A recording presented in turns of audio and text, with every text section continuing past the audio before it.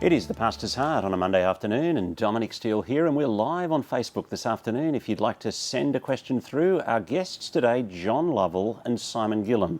And we're running a day early today because this church building, we're hosting a conference for kids and youth leaders all the rest of the week. So we've been bumped to be a day early this afternoon. Now, the last few years on the Pastor's Heart, we've started our program each year heading up to the Blue Mountains, and the first guest of the year, we've spoken to the keynote speaker at what's called the Church Missionary Society Summer School, the big missionary conference up in the Blue Mountains to the west of Sydney. And, I didn't go last week because you couldn't get in. Instead of there being 3,000 guests, there was just 100 there in person because of all the COVID changes and regulations, and then stacks more people watching on the stream, but big changes, lots of stress in the lead up to the conference. I think the conference got turned around upside down 4 times in the planning organisation. And John Lovell, brand new General Secretary of the Church Missionary Society for New South Wales, and Simon Gillham, former missionary, now then head of the mission department of Moore Theological College, now vice principal. They're here to talk about the changing face of world mission, the impact COVID is having on mission, but also just to debrief on what happened last week and how it all played out and the COVID impact and that. And so let's get straight to the Pastor's Heart. And how's your heart after the ups and downs of last week, Simon? Well, my heart's greatly encouraged, Dominic. I didn't have to do too much planning, so it was a joy for me. And I was one of the blessed 100 who got to be there. Yeah. Which was, it's really something special. As you said, normally 3,000, this time just 100. Which was only the missionaries, the CMS staff, and I got in on the spouses program there because my wife works for CMS, and then the tech people who made the thing happen. Yeah. So I felt very blessed to be there, greatly encouraged by hearing what God is doing in his world. And John, if we come to you, I imagine when they offered you the gig of General Secretary and you said, okay, and you had kind of in your mind perhaps what your first missionary convention would be like, and it wasn't quite like that. No. I think it was a tremendous encouragement to get to the end of that conference and see the number of people who were just so keen to do everything they could for us to have a great week gathered around God's Word, hearing from our missionaries and really being challenged and inspired to be a part of what God's doing in the world. So very thankful, looking forward to some rest, but thankful. Just as you arrived, I said, how are you feeling? Are you completely shattered today? Because I feel like I would be completely shattered after all of that. Yeah. Ready for some rest, but at the same time, I think the overwhelming feeling is one of thanks. Mm-hmm. We're taking questions on Facebook. If you want to ask a question for Simon or John, you can do that. How was it different? Help us understand, how was it different? From your point of view first, John. Obviously, the biggest difference is that we didn't have an auditorium full of people. And that's a disappointment. The morning tea at summer school with thousands of people standing around, chatting, reconnecting with one another, looking forward to the year ahead, hearing from our missionaries face to face. That's a big part of summer school, and our youth and children's program as well. They were some of the reasons that we worked so hard to keep changing and adjusting to try and be able to gather on site. But when it became clear that wasn't possible, we then did need to shift to, okay, what is the essence, the heart of this mission conference, and what's the best way to try and capture that in an online format? And so we did maintain a number of the different missionary sessions. There were some challenges with our missionaries serving in secure locations. So that particularly required some creativity. How did you do that? How did you manage that? Because it's about hiding people's identity. Yeah, that's right. And there are varying degrees of security, but for some of our workers, that meant you would not have heard their voices, nor would you have seen their faces, but you would have heard their stories. And so we had someone else stand in for them, for example, and read their stories of how God has been at work in their particular location. I mean, we were really keen and committed to have their stories told. For us, New South Wales ACT branch, 1/3 of our missionaries are serving in secure locations, and we want to send more. And so we wanted to do whatever we could to ensure that aspect of the conference was still included in some way. How is the whole process of sending missionaries, the whole game of mission, changing in this, with so many technology changes, the cost of sending a missionary versus online flexibility? Have you thought about those things, Simon? Yeah, I think there's some big changes, some obvious changes. I think short-term mission, which particularly out of America has been the dominant form of mission for probably a couple of decades now.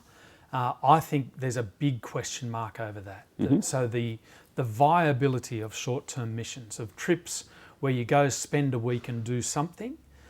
If you've got a quarantine for 2 weeks either side of that, obviously that's not going to work. But we've worked out other ways of communicating. And so perhaps those short-term teaching kinds of missions will be done in online ways. So I think technology has made us realise what's possible now, even in the developing world, with 3G internet kind of rolled out all across Africa and most of the world. You can do maybe not the kind of Zoom calls that we'd love to, maybe not with the level of interactivity that we enjoy here, but you can get a video call going pretty much anywhere in the world now, and that's amazing. And essentially free compared to, I don't know, $100,000 or something to send a family to part of the world. How do you weigh those things up? Well, there are some things that you can do like that. There are other things that actually the technology just never replaces. And so particularly if you're going into a culture that is a high context culture, where relationships are very highly valued, you actually need to be there and be there for a long time in order to be an effective communicator. And the relationship is more key than the content of what I say at any particular time. So in that way, sending long-term missionaries is still going to be the main thrust of how the gospel goes to the nations. But there are some things that you can use technology for, and I think we've got to get better at working out what those ones are and where we do invest the $100,000 a year to put a warm body on the ground. Take me down those two paths, John. Where can we see the future in technology, and where can we see where we've got to keep pushing here? Sure. Without question, we've seen new initiatives and lots of creativity from our missionaries who are in very diverse locations around the world. Some of our lecturers in theological colleges, for example, are in contexts where there is no internet available for their students and the college is shut down, full stop, and they need to wait out that period of isolation for the college to start up again. But in a number of other locations, we've seen growing opportunities to connect and provide theological training. Moklam would be one example. That's the Moore College PTC courses in Spanish. And we were just talking about this, and you were telling me, Simon, that hearing Peter Scholl and the story of what's happened in the 12 years that he's been working in the Spanish-speaking world was one of your most encouraging moments of last week. Now, he's not here. Just give us that burst. Yeah, oh, absolutely. So over the 12 years that Pete was kind of pioneering and driving that work, the material had been translated, but there wasn't a plan for how to really roll it out in the whole of Latin America. They went to Mexico, but from Mexico, now 14 different countries throughout Latin America, and thousands of men and women have gone through that course because of the efforts that began with the Scholls, and now they've been joined by a growing team of other people, missionaries and locals, who are doing tremendous work in raising up a generation of pastors there. It's very exciting. So deepening the theological kind of gristle of pastors in 14 countries? Yeah, I mean, we're talking about providing some theological gristle where there's none. Right, okay. Or where there's very, very little. So providing an opportunity for people to have solid biblical and theological training. Which countries are we talking?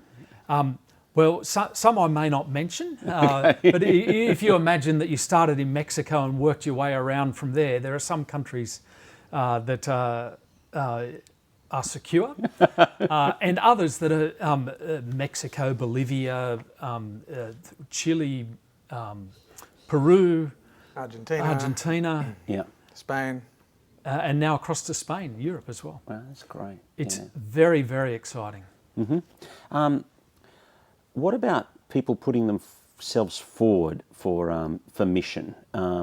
We've been talking here about a drought in people standing up, volunteering for full-time ministry, rector shortage, senior pastor shortage, not just in Sydney but across the Western world.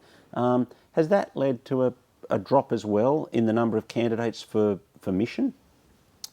No, it hasn't, I'm pleased to say. One of the joys of my job is meeting with those who have seen Margie Gillham first, and often have been speaking with her for a number of years. Well, without betraying any spousal confidentiality. That's right. Sorry. After those initial conversations, at the point where we're thinking there, Margie and I have been talking and thinking, okay, this particular couple or this individual is close to being ready to begin that application process. They'll meet with me and we'll agree. In most cases, at that point, we'll agree to move forward with an application. That is an absolute joy, meeting with those who are seriously considering and wrestling with that decision to accept the personal sacrifice to go and serve long-term, cross-culturally in gospel mission. And there hasn't been a decline in the last 12 months, which we give thanks to God for. Have you got a thesis as to why that might be the case, Simon? Well, there's a couple of things. One is there's going to be a lag. So by the time people are ready to be missionaries, they've had training, they've perhaps got some ministry experience, they're down the track a little bit. So it may be that there's a dip coming, a dip that you experience in the local church first. But I think the other thing is that you're not talking about huge numbers of people, and God just mercifully seems to be raising up courageous, adventurous people to go and do bold things. That's exciting. He continues to do that, and I'm not sure that that's, how closely that is tied to the people who are going into other ministries in other places. Do bold things. Yeah. Keep going. Yeah, it's not for everybody to kind of uproot and move halfway around the world and learn another language, and that's a big ask. And the kinds of people who might be willing to go and do those things might not necessarily be appropriate to do other kinds of ministries, but vice versa. So what I'm saying is I'm not sure that the two groups are a completely overlapping set. And the set that want to go out and do mission seem to be keeping on bubbling up. I'm just looking at our Facebook feed here, and there's a question from Elizabeth George. How is the Church Missionary Society supporting missionaries with mental health issues which could be triggered by isolation?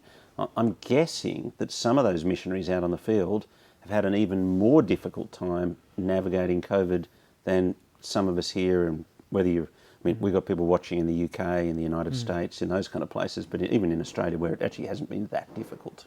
No, that's a great question, and our missionaries on location under normal circumstances would be visited once each year, roughly, by their regional mission director, who works with CMS Australia. Those visits have not been possible for most of the last 12 months.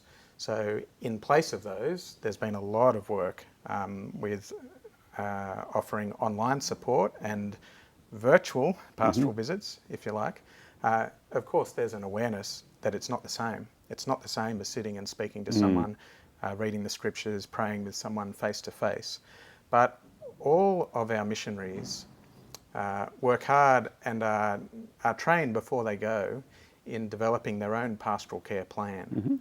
That's a requirement for all of our missionaries, And it really is one of the ways that we train and equip our long-term workers to be deliberate in thinking about their own self-care, their own spiritual nourishment and refreshment, and of course CMS as an organisation to take steps to support and encourage our workers as well. So it's a combination of different steps that are taken, and us in the branch, we have pastoral care staff who work closely in providing that refreshment and support for our missionaries when they're back in Australia.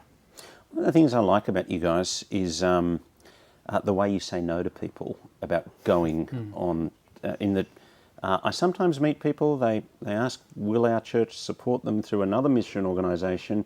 And when you sit down and talk with them, I discovered that they originally wanted to go with you guys and you had said no. And I think, I think they were right. How do you go about being tough love there?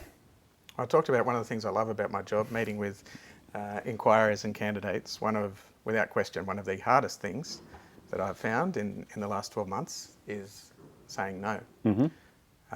But I have needed to do that. But that's not a decision that I arrive at on my own. So one of the great things about the application process that CMS have, which is known to be very rigorous, and we don't apologise for that. But one of the great things about it is we seek to involve a wide range of people in that process. We will always want to hear from the pastor, the senior minister who that candidate has served under. We will want to hear from other mature, wise Christian men and women who have observed that person serving in ministry. And we take very seriously their comments and feedback as referees, as well as the other work that we do. And so my hope is we do arrive at a point in saying, actually, under God, we do not think this is the right way forward for you. My hope, and often this is the case, the candidate, the individual, the couple have actually come to grow in their understanding of why that actually may be true for them. That it under God, it may not be a wise decision, and that's the outcome I'm praying for. It's not always where things land, but it often is. That you actually can pastorally serve them in the conversation. That's right. Yeah.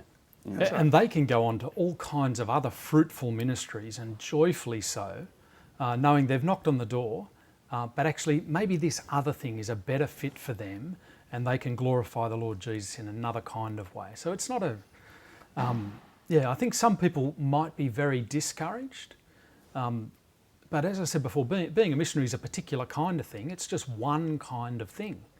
Not everybody's suited for it, and if you're not, you're better off to thrive where you can. Yeah, I was just going to add a great encouragement. You're not the only one who thinks it's a good thing that we say no. So one of the common questions we ask candidates as they come to us, why are you talking to CMS? On more than one occasion, they have said to me, because you guys say no. It'll help give me the guidance as to whether or not I'm up for it. That's right. Part of the application process for many of our candidates is actually a process of discernment together, prayerfully, seeking the Lord's will. And I actually think sometimes we as evangelicalism are a little weak in that area, and that sometimes we ought to say to some people, I don't think this is the right thing for you, and we avoid that hard conversation. Yeah, It's never loving to avoid the hard conversation, is it? I think it's a tribal weakness of ours. Yeah. Culture wars. It feels like there's increasing tension and culture wars going on in the world at the moment. The idea of foreigners coming in to teach others how to do religion properly, is that causing increasing tension, risk for missionaries? The number one thing that makes you an effective cross-cultural missionary is humility. Humility is, even if you're just talking about cross-cultural communication, humility is the number one predictor of whether somebody's going to be any good or not. Our problem with Western missionaries, particularly going into the developing world, is where there's a lack of humility. And people will sniff that out a mile away, and that's something that we've got to repent of. So if we think we're going out to save the world, we've got the wrong job. We're taking on Jesus' job. That's been a problem historically. And I think people respond really well to humble missionaries who want to serve local churches. It's another missiological kind of unique thing about CMS, is that CMS always looks to serve under local leadership. So rather than going and setting up our own thing, sending a team which is going to be the team that goes and fixes everything in somebody else's country, CMS intentionally seeks to serve under local leadership. I think that's the key, particularly in those environments of cultural animosity. So I worked in Southern Africa for 8 years, under the shadow of apartheid. That's exactly what that's like. More? Just fill that in for me. How was it like that? Yeah. You turn up as a white person and the assumption is that you're racist, that you look down on the majority of the black population in Southern Africa. And it's only as you get to know people, as you are genuine with them, that you can push past that. Mm-hmm. If you go there and you don't submit to local leadership, but instead try to impose something, then that will certainly not be welcomed. John, as you look around the world at the moment, and obviously you do this in your role, where are the places of greatest spiritual need, of greatest gospel poor at the moment? And you're thinking, we've got to get to that space, you know? Yeah, I'm told our friends at CMS Australia who focus on those relationships out to the rest of the world and those local partners in various locations, they receive requests every week to send us a missionary. Send long-term missionaries who will support their efforts. Europe, now I served for 10 years in Europe, so I'm more familiar with that part of the world. It is a tough place. It is gospel poor. We heard at Summer School from workers from France, for example, and it is a tough place to do ministry. It is a gospel poor region in need of long-term workers who will do that patient perseverance that's required over the long term to engage with locals and share the good news with them. But there are so many other places. We have workers serving in the Middle East. We have growing numbers in Asia and Southeast Asia. We don't talk much about those places, but they are gospel poor. And separate from that, there are huge opportunities to support the training of church leaders in locations where the church may be growing rapidly, but there's not the depth of teaching available for church pastors and leaders. So there are different kinds of gospel poverty. The poverty of Europe is not ignorance per se. They see themselves often as post-Christian. There's a real animosity there. That's a different setup to the Middle East or South Asia. But different again to those places where the gospel's been going gangbusters. Sub-Saharan Africa. How do you train enough pastors to keep up with 9,000 new Christians every day? How do you do that on a continent? I heard some numbers. While we're speaking about numbers, I was listening to some of the online content from some of our missionaries. There's a family preparing to go to Kenya. The Kenyan Anglican Church, and there are other evangelical Protestant churches in Kenya, but the Anglican Church in Kenya is growing by 100,000 new believers each year. And they are crying out for support to train pastors and teachers. Now, it's a different type of gospel poor, but we are being invited to be a part of what the Lord is doing in that place. And I think one of the things that we've got to do in terms of, mission is from everywhere to everywhere. The Lord is sending his children everywhere, but not for the same reasons. So why might an Australian be sent? And where might we go to? Where should we think about serving? And thinking about the different gospel needs in different places. Some of us are going to be better suited to be bold evangelists in a Muslim world, or to be bold evangelists in a secular world, or to be theological educators in a place where people love the Lord Jesus but don't know how to read the Bible yet. they're all different kinds of needs. And so I think in our enthusiasm to be on board with global mission, we should look at that breadth of possibilities. So where might God use me? I think that's a great question to be asking. Now, one of my mates who was at the conference last week said to me, I told him you guys were coming in, and he said, Simon gave a great challenge in his session to two different sorts of people about who should be putting their hand up to go. And you should get him to kind of scratch the itch there. So what did you say that's so... Well, it comes back to what I was saying about humility before. So if you think that you are exactly the person that God needs to send, and God needs you to go to this place, and you're going to be the answer to all their problems, don't go and talk to Margie. Margie's the one raising up missionaries. Come and talk to me.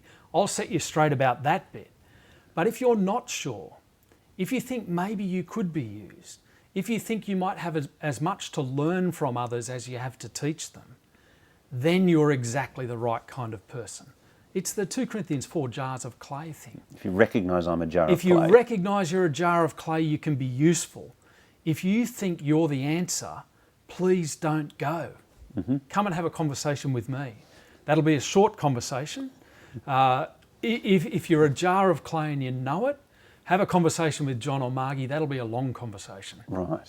Okay, good. Now, just as I watch your big conference in the Blue Mountains, I mean, it was, having gone for, I don't know, 15 years or something, it's been full the last few years. And as a church pastor, I'd be thinking, I don't know, do I start another service? Do I move to a bigger building? And, well, anyway, you didn't have it full this year.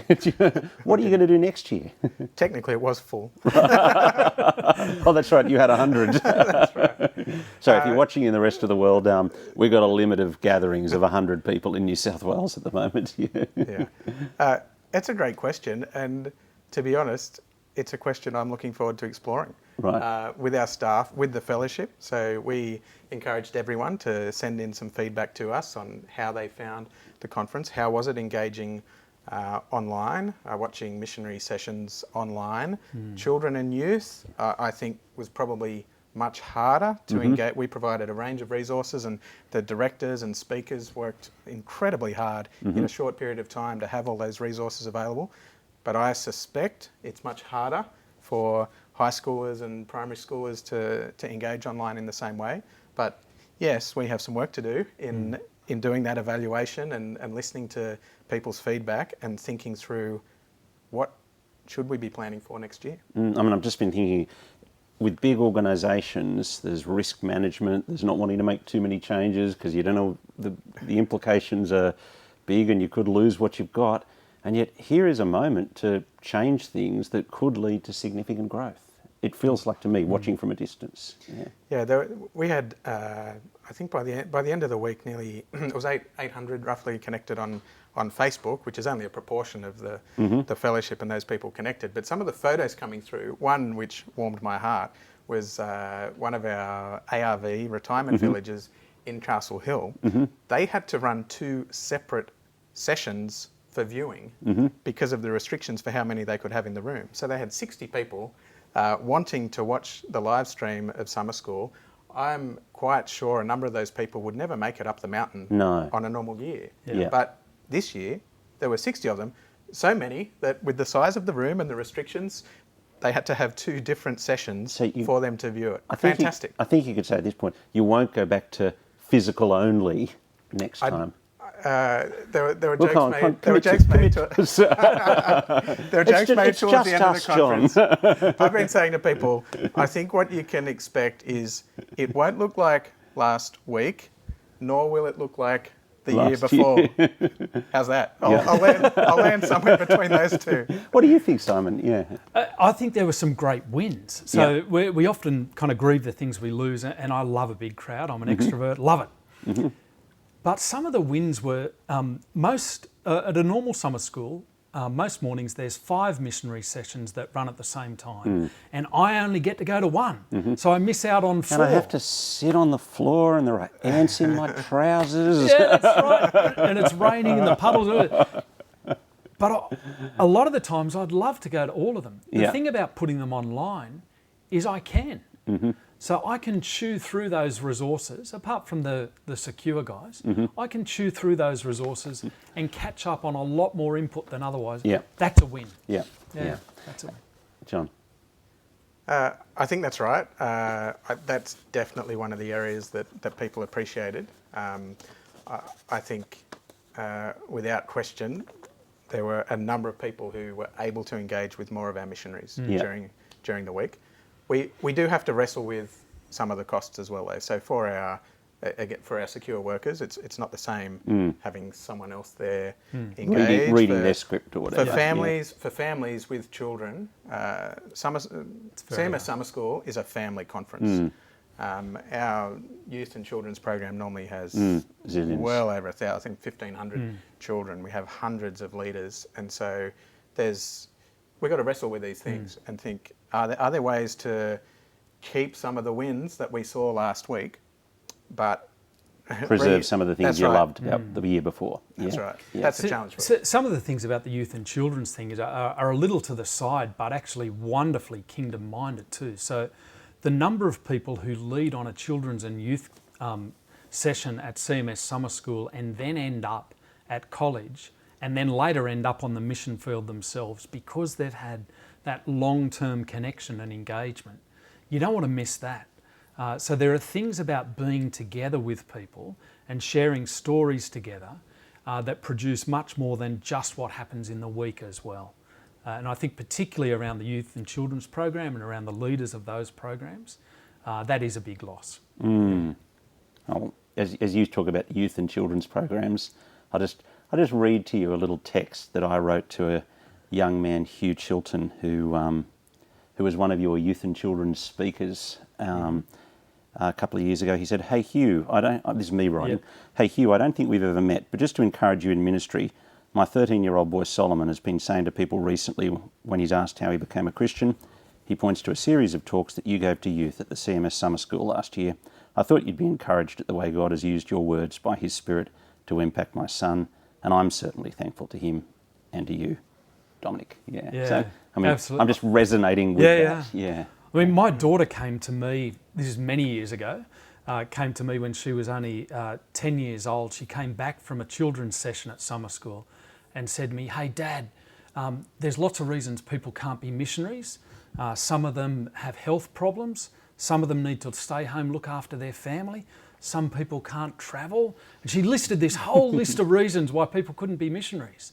She said, "Dad, we haven't got any of those reasons, do we?" And we ended up going to Africa. Mission field, isn't that great? I'd comment on that too, in that summer school is one of those conferences where we recruit, through the work of the Holy Spirit, we recruit a number of new candidates who offer for missionary service. That was our family's experience.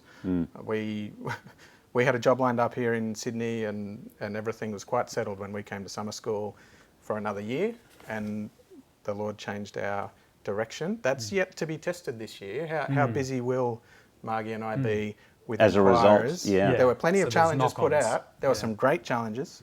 But is it the same as that bumping shoulders and talking, those and incidental that's conversations? a key metric, Yeah. yeah.